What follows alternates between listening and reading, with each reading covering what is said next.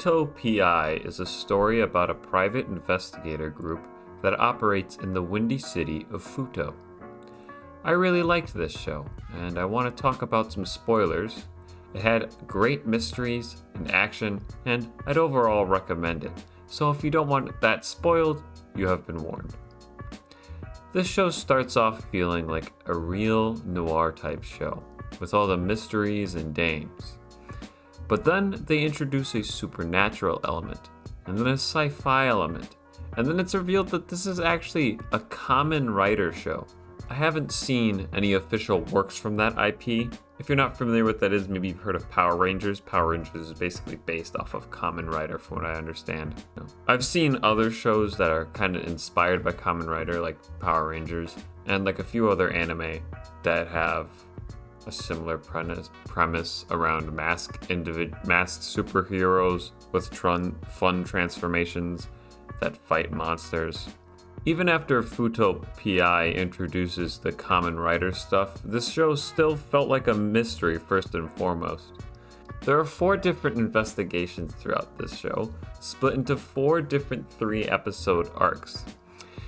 Every mystery kept me guessing and was very entertaining, with many twists and turns. There are, of course, the overarching mysteries of this show that connect between those arcs, some of which aren't even solved at the end, which I liked, just having some loose ends for me to think about that were mysterious. That was enjoyable. Again, I haven't seen any Kamen Rider stuff, but I didn't feel like I was lacking any context that would have significantly changed my experience. This show is full of badasses. I think pretty much everyone working in the PI group has at least one very badass moment. Great one-liners, acts of heroism, and amazing fights just make these characters so freaking cool. I can't remember the last time I watched a show and I loved every character on the mainstay cast, but here we are. This show has good presentation. While the base animation isn't really anything to write home about, it feels like every episode there are 1 or 2 shots that they put a ton of effort into.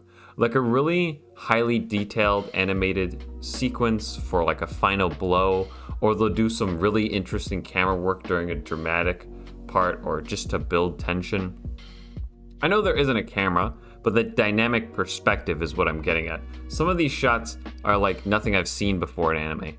They do these great first-person perspectives from a character as they're moving around that are super unique.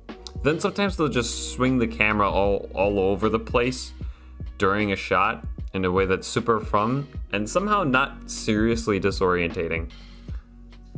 The show also has tons of great music that's mainly of this jazzy noir feeling.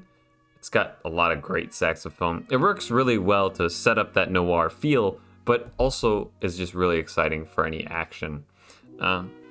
Also, characters have really interesting ways of talking. Specifically, how one of our main characters, Hidari, monologues to himself. It's very unique and poetic, and I really liked it. Another thing I really liked about this show is that sometimes our heroes don't win. I'm not gonna lie.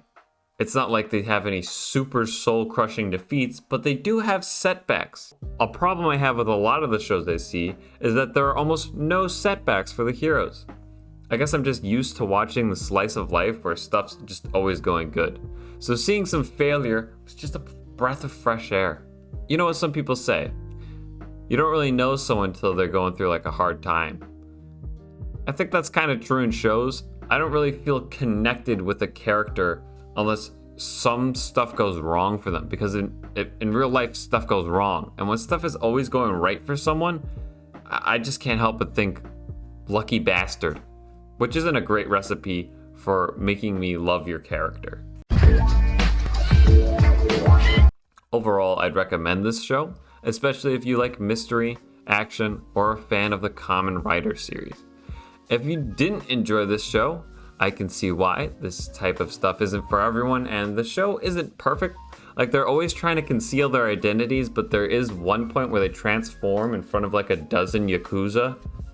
Like, why are those? They don't really explain why those guys are keeping the secret.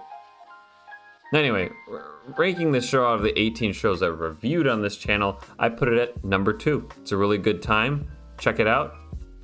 That's all for me. If you liked the video, leave a like, consider subscribing, and I'll see you again next time.